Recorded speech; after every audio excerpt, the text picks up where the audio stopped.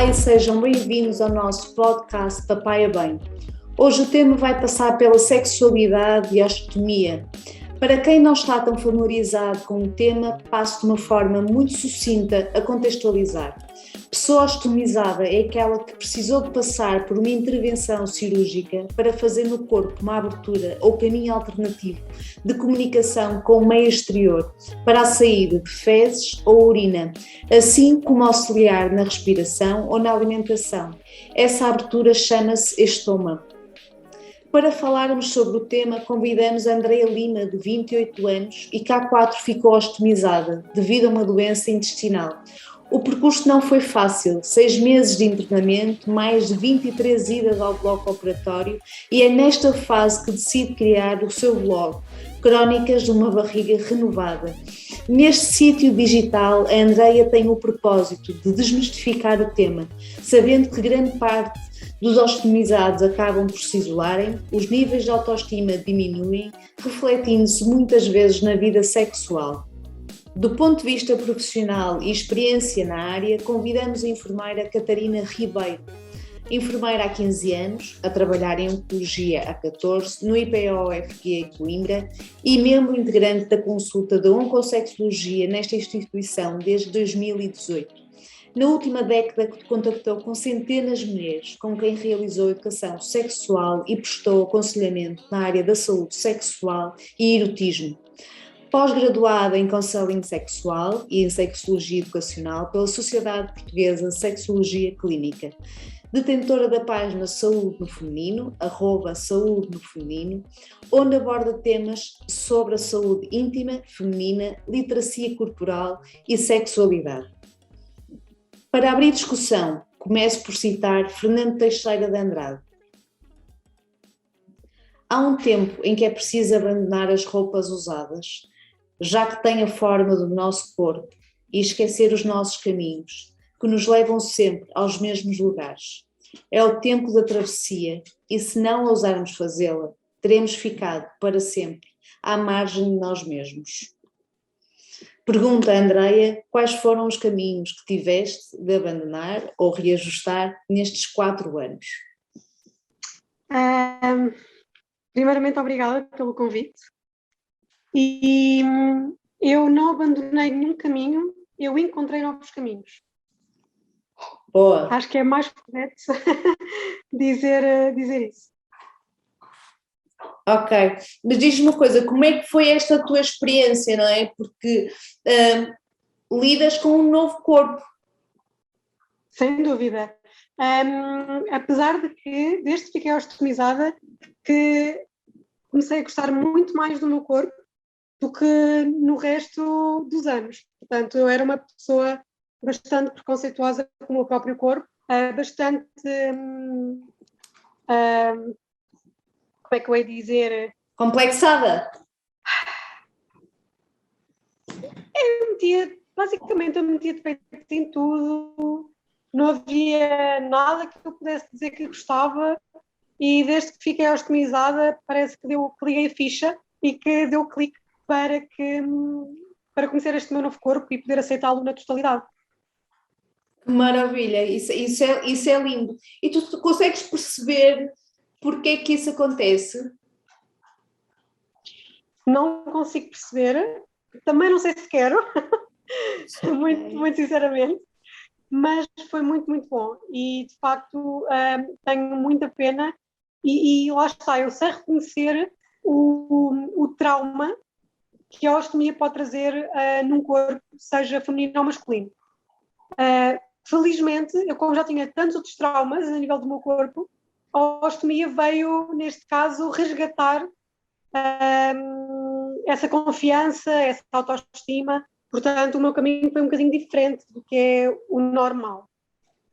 Ok. Isso é realmente muito rico aquilo que tu estás a dizer. Portanto, antes daquilo, e falando de uma linguagem vulgar, antes de teres o saquinho, não é? Portanto, tu tinhas aqui um complexo quando te vias ao espelho, e depois dessa transformação de há 4 anos, aquilo que tu consegues ver é o lado positivo de todo este caminho, este percurso, ou este acontecimento, por melhor dizendo. Exatamente, exatamente. Nós mulheres, eu falo porque não é, porque eu não posso falar pelos homens, mas nós pegamos sempre em qualquer coisa do nosso corpo. Ou é as estrias, ou é a celulite, ou é a flacidez, ou é as rugas, enfim, nós temos sempre alguma coisa para criticar do nosso próprio corpo. E agarramos muito a isso, e parece que é ali a nossa âncora, apesar de ser uma âncora negativa. De facto, eu não era diferente, eu era exatamente assim, criticava qualquer coisinha que o meu corpo tivesse, mas de facto a ostomia que poderia ter dificultado esse processo, não é? E aumentado a falta de autoestima e etc. Felizmente, e também no modo de segurança, eu acho que foi bastante positivo. Que bom. Catarina, agora passo a bola para ti. Isto é o que acontece por norma, é aquilo que tu assistes por norma no hospital onde tu trabalhas? É a tua Não, experiência? Não é, pois não. não, de todo, infelizmente não. E estava aqui a ouvir a Andreia, olá Andreia, e Olá. estava deliciada a ouvi-la, porque quem nos dera que toda a gente conseguisse seguir um caminho tão positivo como a Andreia seguiu. Infelizmente não é assim na maioria dos casos, e como a Andreia mesmo disse, que sabe que muitas vezes o percurso não é assim, tem que haver aqui um longo caminho de aceitação, de que temos um estômago, o estômago vai fazer parte de nós, e depois temos que fazer de tudo para que aquele estômago não seja a parte central da nossa vida e ser apenas mais uma coisa na nossa vida, como é um braço, como é uma perna. Mas de facto é um caminho que pode ser mais ou menos longo para uma ou para outras pessoas, mas claro que o caminho da Andreia é de louvar e é um exemplo que acho que deve ser trazido à tona, e ainda bem que a Andreia tem a página dela, para inspirar outras pessoas e também para motivar positivamente quem se encontra com o estômago e ainda está neste caminho de aceitação. Exato, completamente. Normalmente o que é que acontece? É de rejeição, de vergonha, de esconder. Catarina, quais são assim os comportamentos mais comuns que tu te deparas? Normalmente há sempre uma negação daquele novo corpo, daquele pequeno corpo que faz parte da nossa vida, e há um bocadinho o corpo que tínhamos antes e o corpo que tínhamos depois, e esta aceitação às vezes é um caminho um bocadinho árduo, e até a pessoa conseguir fazer isso, até a pessoa conseguir se adaptar ao material que lhe vai dar segurança no dia a dia, o medo que tem de as coisas não correrem bem, porque aí está, não há aceitação, não há confiança no material que tem muito medo que alguma coisa corra mal, que as pessoas sintam nojo de estar ao pé dela, por exemplo, independente de haver intimidade ou não, temos sempre este receio de alguma coisa correr mal, que seja sempre na iminência de se ouvirem barulhos, de haver algum conteúdo que extravasa cá para fora, e tudo isto são coisas que dificultam o dia-a-dia das pessoas ostomizadas, não é? Que trazem todas estas inseguranças e que dificultam a aceitação, porque são muitos obstáculos que têm que se ir ultrapassando e arranjando formas de os contornar para os normalizar e fazerem parte da vida deles. Ok, e como é que vão sendo ajudados a ultrapassar esses tabus ou essas preocupações no dia a dia? Eu acho que cada um faz o seu próprio caminho, e cada um tem a sua história para contar, assim como a Andreia felizmente tem uma história tão positiva para contar.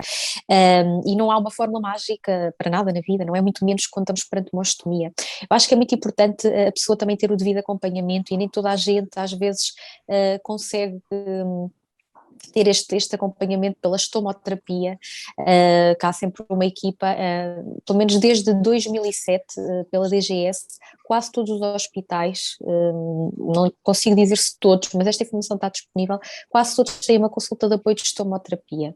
Mas mesmo assim sabemos que nem sempre é fácil e nem sempre toda a gente tem o devido acompanhamento, mas existem cada vez mais esses apoios, felizmente, para ajudar a pessoa portadora de ostomia, aqui onde é que nós podemos ter algum tipo de ajuda?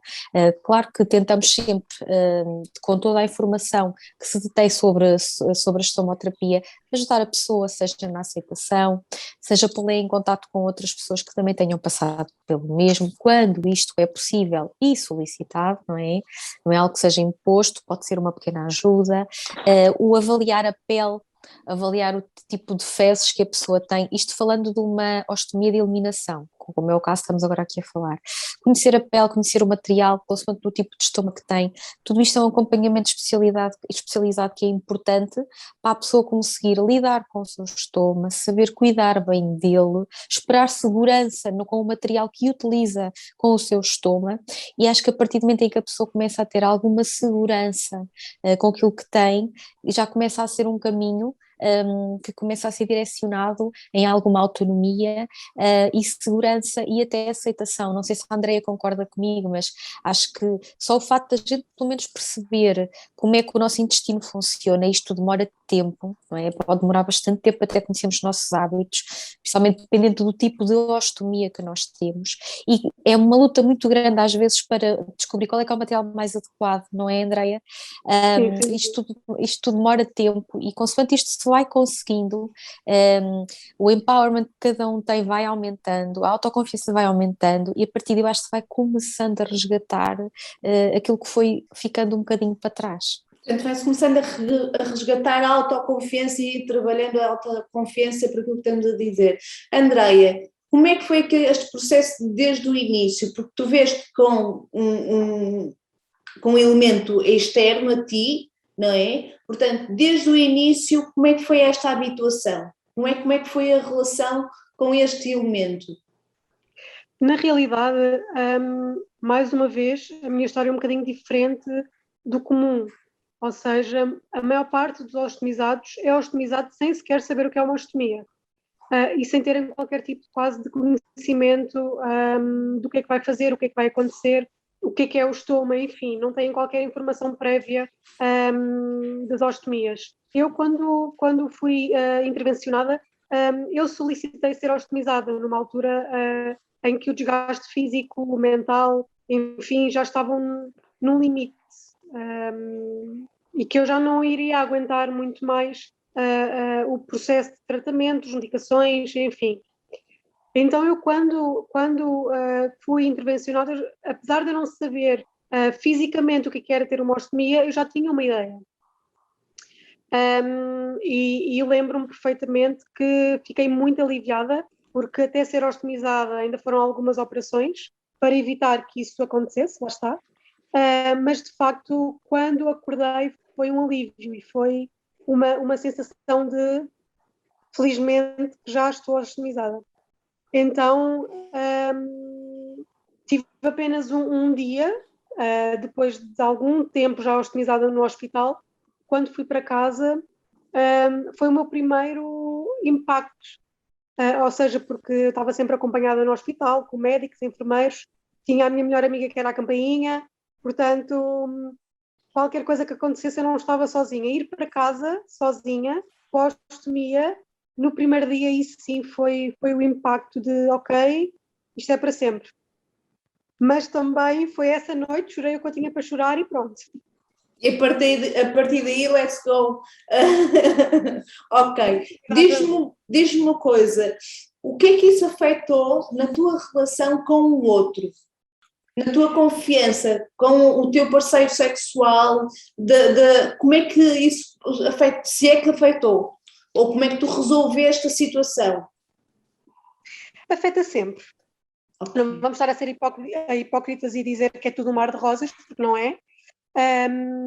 E de facto, eu na altura estava a namorar, quando fiquei ostomizada, e houve muitos medos, houve muitos receios. Felizmente, o meu companheiro na altura era bastante. Ou seja, conseguíamos ter uma conversa sobre isso. Eu mostrava os meus medos, ele mostrava-me o lado dele.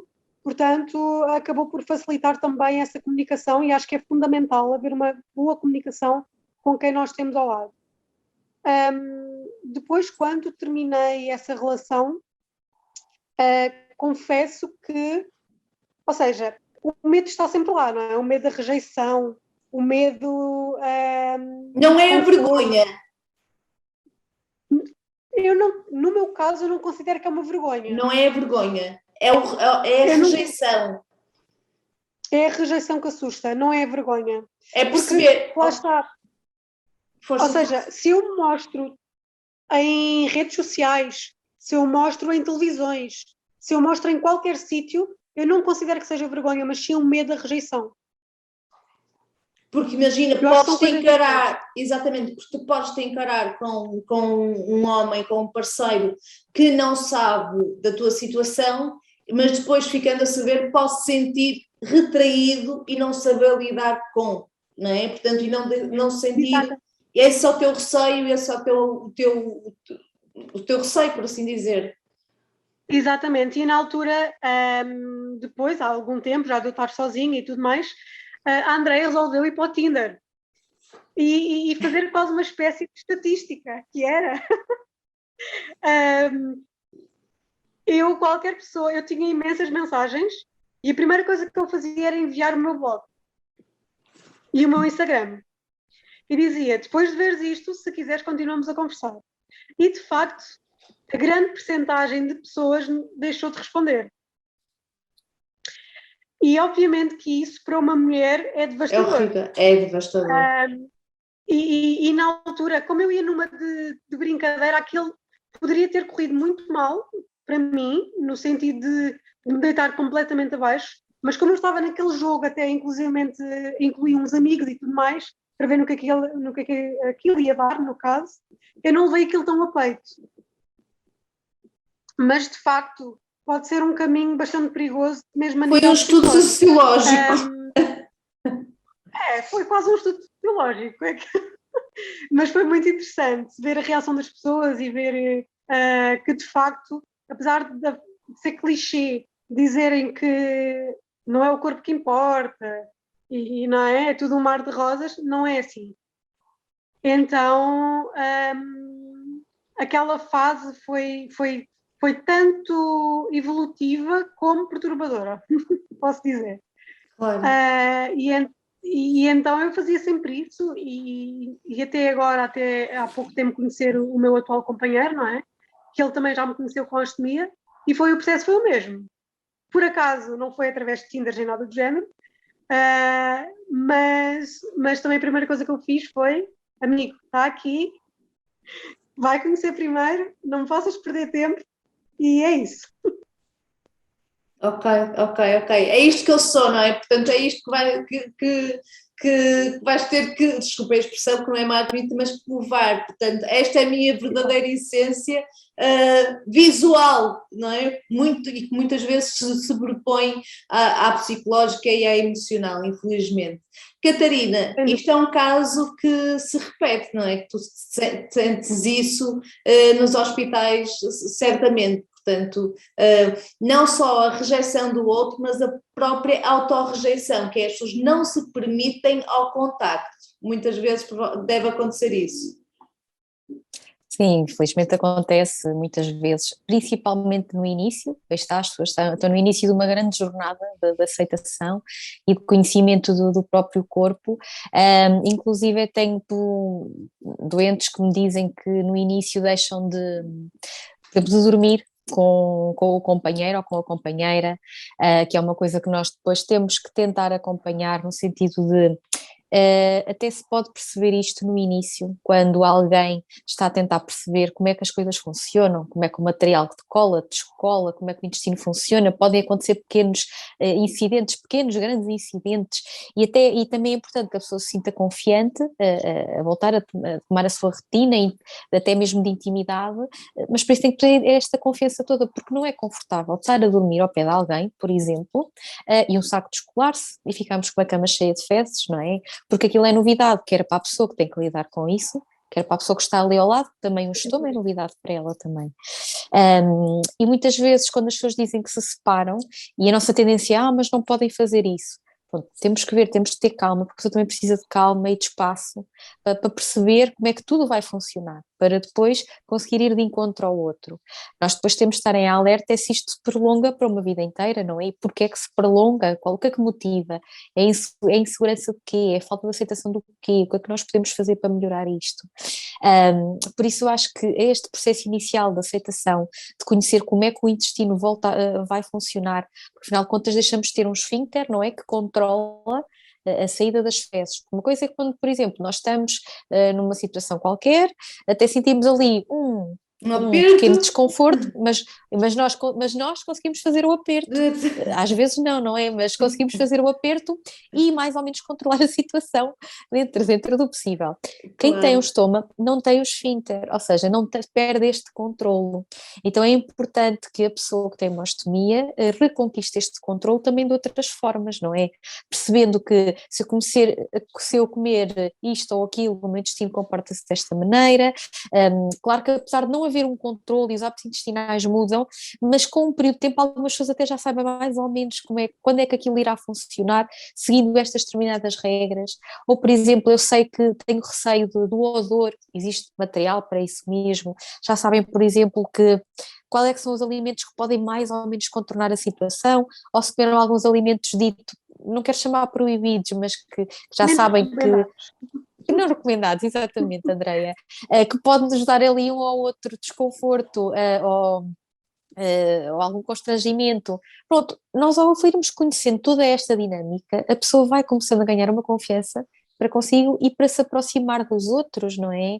Porque enquanto não tem controle disto, olha, já não tenho controle de nada do que eu tinha antes, não é? Eu já não consigo controlar se de repente o meu corpo precisa expulsar fezes. Então o que é que eu posso controlar mais para eu me sentir confiante? E enquanto isto não acontece, é uma jornada bastante difícil. Claro. E é isso que a pessoa tem que voltar a conquistar. Claro, Catarina, durante esse período o Sistema Nacional de Saúde apoia com psicólogos? Há uma equipa de psicólogos para orientar nestes casos ou não? Ora, do meu conhecimento, que eu saiba, específicos para doentes de estomoterapia não existe, assim como não existe para nenhuma situação específica. As instituições são sempre dotadas de psicólogos para ajudar no que for preciso. O que é que acontece? Infelizmente, a maioria das instituições tem uma dotação extremamente reduzida destes profissionais. Infelizmente, e que às vezes é muito difícil conseguir dar resposta a todos os casos, entre eles os ostomizados, e isso é verdade, é uma realidade. Mas aí já temos aqui o problema do Sistema Nacional de Saúde, deveria contratar muito mais profissionais de saúde, entre eles psicólogos que tanta falta nos fazem. Portanto, além desta situação completa, pronto, que é constrangedora, precisando de apoio psicológico, porque certamente é necessário, terá que ser feito no privado e que não é barato. Portanto, infelizmente é isso que acontece. Andreia, tiveste necessidade de procurar ajuda, apoio psicológico? No hospital, ou seja, durante os 6 meses, e nas primeiras semanas, aí depois de ir ao bloco quase todos os dias, enfim, eu entrei numa fase e ainda não estava hostilizada, atenção, de querer, não falem comigo, deixem-me estar no meu canto, ou seja, já não estava ali, era o corpo que estava ali, eu já estava longe. E de facto foi chamada à psiquiatria e eu recusei, não quis, não aceitei, porque queriam-me medicar e queriam-me, segundo a psiquiatra, manter-me num pensamento cor-de-rosa, e aquilo para mim não fazia qualquer sentido. Eu meti na minha cabeça que eu tinha que lidar com as coisas como elas estavam a acontecer. Demorasse isso o tempo que demorasse. A verdade é que eu recusei essa ajuda psiquiátrica, mas hoje, se fosse hoje, não diria a toma de medicação, mas aceitaria, porque acho que pode fazer toda a diferença em diversas situações, e lá está, eu não estava hostilizada na altura ainda, mas talvez o processo tivesse sido um bocadinho mais brando. Leve. Ou que eu conseguisse entender o processo de outra forma. E então eu acho que a ajuda, seja em terapia, seja psiquiátrica, seja psicólogo, acho que é fundamental. Aliás, como acho que seja em qualquer fase da nossa vida. Sim. A verdade é essa. Exatamente, isso também é uma boa verdade, Andréia, agora disseste tudo. A terapia é fundamental.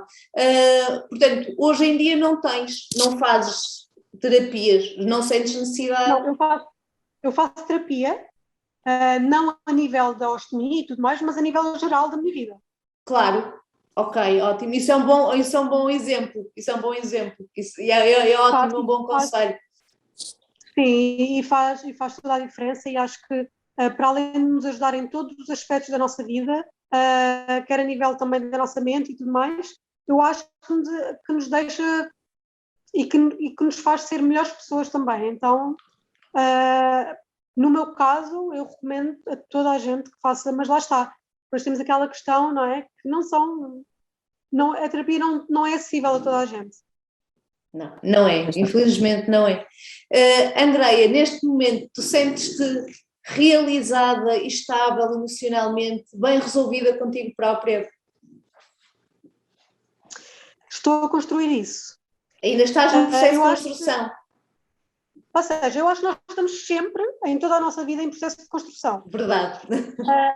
Eu acho que nós não podemos dizer que estamos 100% construídos ou 100% na nossa evolução, porque eu acho que todos os dias nós estamos um bocadinho a subir um degrau para mais. Mas sim, a nível físico estou super confiante. A nível laboral quero evoluir, obviamente. É isso, acho que nós queremos sempre, eu pelo menos sou ambiciosa e quero sempre um bocadinho mais, tanto de mim como do que está à minha volta. Mas lá está, daquilo que tu falaste agora, a osteotomia não foi o centro do teu discurso, não é? Porque falaste aqui de ambições laborais, falaste aqui de outras questões, e isso já é um bom caminho, um bom pronúncio, não é? Portanto, isso é ótimo. Portanto, estás-te a resolver, como todos nós, eu também me estou a resolver, também faço terapia, portanto, isso é ótimo. E nós falamos disto de uma forma descomplicada e descomplexada, é maravilhoso. Eu faço esta questão para quê? Para que alguém que esteja a passar uma fase similar à tua perceba que há sempre um ponto de vista mais leve, mais otimista. Não quer dizer que seja fácil, mas é possível. Não acha, Catarina? A Andrea disse uma coisa muito boa que é, pronto, ela tem outras aspirações, obviamente, sem ser a sua, concentrar-se no seu estômago e tudo o que ele implica. Porque uma das coisas que nós tentamos sempre dizer às pessoas ostomizadas é que é assim, o estômago não pode mandar em si, quem tem que mandar no estômago é você. E quando as pessoas estão a percorrer um caminho muito árduo, acaba por ser, não, o saquinho é que manda em mim, agora é toda à volta dele, ele é que manda em mim, não, e a pessoa é que tem que dominar o estômago, e a Andrea claramente domina o estômago e não é o estômago que a domina a ela, ou seja, ela fez um caminho fantástico, Andrea, e é admirável o teu percurso, e toda a gente fosse assim, ou que espero que muita gente possa ouvir este podcast e que consiga também ver a tua página, porque acho que é esta inspiração que as pessoas precisam e não pensarem, ok, isto aconteceu-me, eu sou vítima do que me aconteceu e agora, ok, verem que há vida para além disso, sem dúvida é uma dificuldade, mas é uma dificuldade que se pode ir contornando e cada vez mais com o passar do tempo há mais ajudas, há mais apoios, o que é ótimo, mais apoios do que havia há 10 anos atrás, por isso esta evolução também ajuda a que as pessoas tenham mais qualidade de vida e depois também é importante estar em contato com os devidos profissionais de saúde, os enfermeiros de estomoterapia, os próprios laboratórios que vão informando as pessoas do material mais adequado para si, para que as pessoas tenham mais qualidade de vida, porque ao terem mais qualidade de vida, esquecem-se que é o estômago que manda ali, porque não é o estômago que manda ali, é a pessoa. Ótimo, isso é muito bonito, Catarina. Agora, para terminar, Andreia, um conselho que tu possas dar para quem está aqui a passar uma fase menos positiva. Qual é o conselho que tu darias? Então é o conselho que tu gostarias de ter ouvido na altura?